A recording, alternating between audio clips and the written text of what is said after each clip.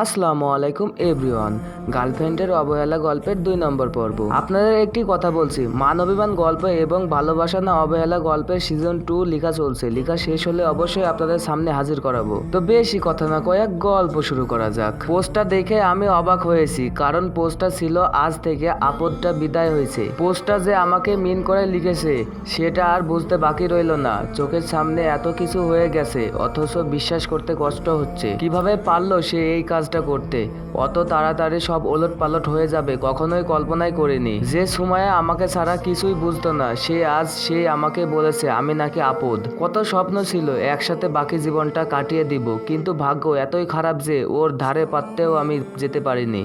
আসলে সত্যিকারের ভালোবাসার কোনো দাম নেই এই পৃথিবীতে। যদি অন্যের মতো ইউজ করে ছেড়ে দিতাম তাহলে হয়তো ভালো হতো। সানি আইমান সুমাইয়ার বোন সামিয়াকে সব কিছু বলেছে।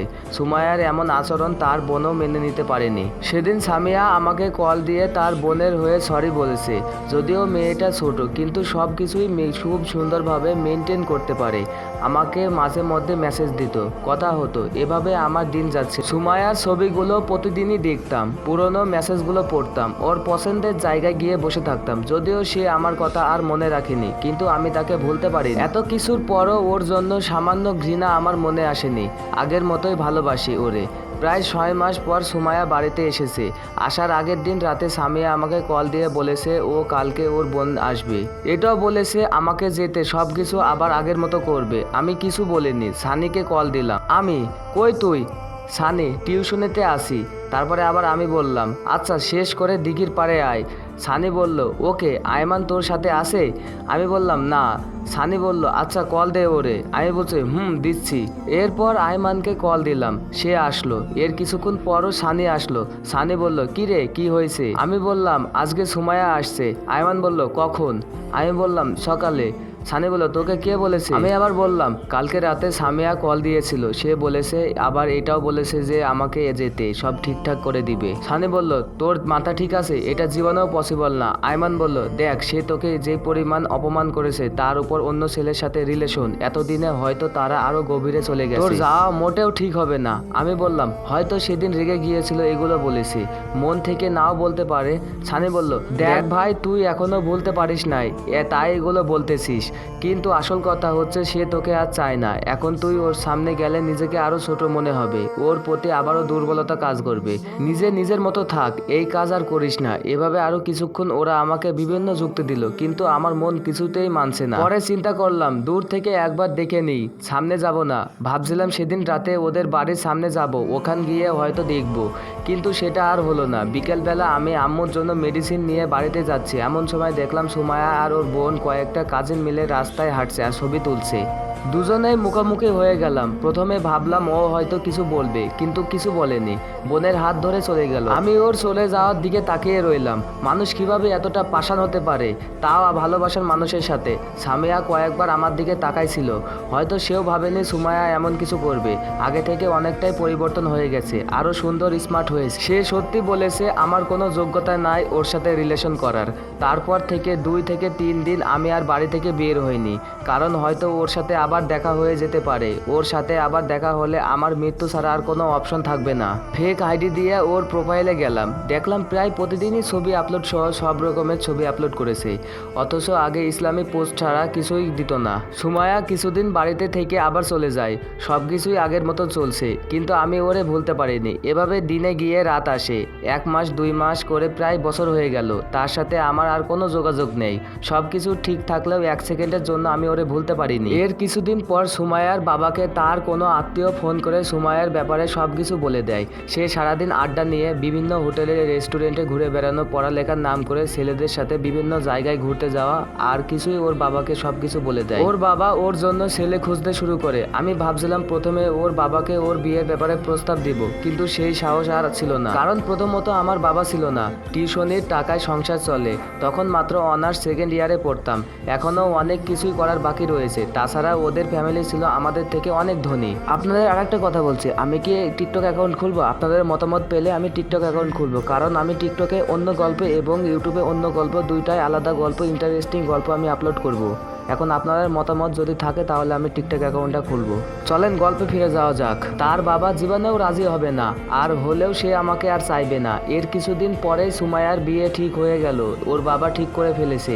আমার পুরো শরীর কাঁপতে শুরু করলো। চোখের সামনে প্রিয় মানুষটার বিয়ে দেখবো, তাও আবার অন্য কারোর সাথে। ব্যাপারটা কিছুতেই মেনে নিতে পারছিলাম না, তাই সিদ্ধান্ত নিলাম ওর বিয়ে হয়ে যাওয়া পর্যন্ত বাড়ির বাইরে চলে যাব। তাকে এক প্রকার জোর করা হচ্ছে বিয়ের জন্য। সে কিছুতেই রাজি না। ওর বাবা এতই রেগে গিয়েছে যে ওর পড়ালেখা অফ করে দিয়েছে। গায়ে হলুদের দিন আমি আমার আন্টিদের বাড়িতে চলে গেলাম।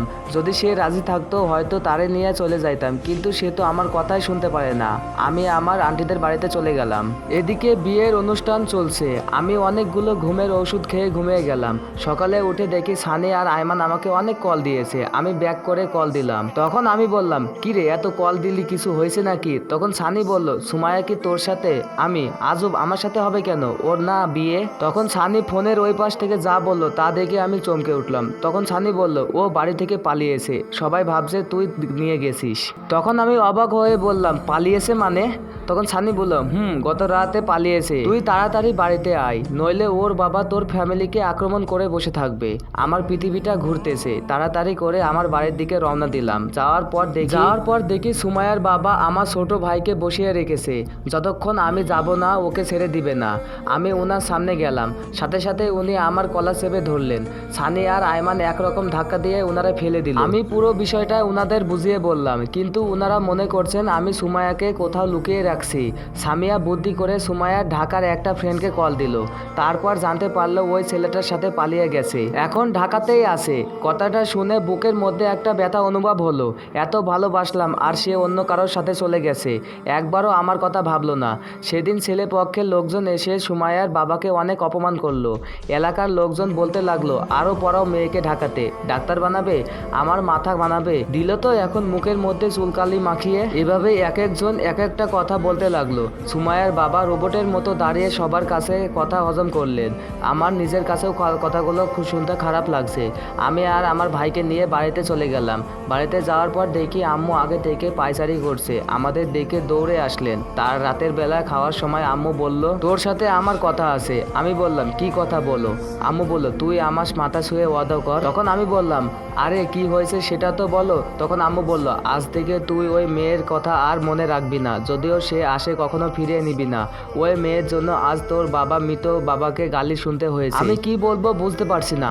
খাওয়া ছেড়ে উঠে গেলাম। কিছুক্ষণ বাইরে থেকে বাড়িতে চলে আসলাম। সকালবেলা মানুষের চিল্লাচিল্লিতে ঘুম ভাঙলো।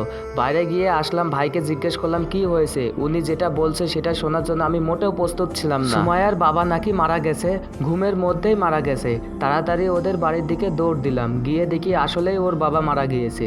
ওর মা আর বোনের কান্নাকাটিতে বাড়ির অবস্থা খুবই খারাপ। চারপাশ থেকে লোকজন আসতে শুরু করলো। ওর বাবা প্রভাবশালী ছিল, অনেক পরিচিত লোকজন ছিল। এক এক করে আত্মীয় স্বজন সবাই আসলো। দুপুরের নামাজের পরেই ওনার কাফন সম্পূর্ণ হলো। মাটি দিয়ে যে যার মতো চলে গেল। আমরাও চলে আসলাম। একটা মানুষ কতটা খারাপ হলে এই কাজ করে। আমার কথা বাদই দিলাম, আমার সাথে তো রিলেশন ছিল, কিন্তু যে বাপ মা এত কষ্ট করে বড় করেছে, মানুষ করেছে, লেখাপড়া করিয়েছে, তাদের কথা একবারও চিন্তা করলো না। স্বার্থপরের মতো এভাবে চলে গেল। ওর প্রতি এখন ভালোবাসা না ঘৃণা জন্ম নিচ্ছে। এভাবে কিছুদিন হয়ে গেল। সুমাইয়া আর কোনো খবরই নাই, কিন্তু ওরে এখনো ভুলতে পারিনি। যখন একা থাকি ওর কথাই মনে হতো।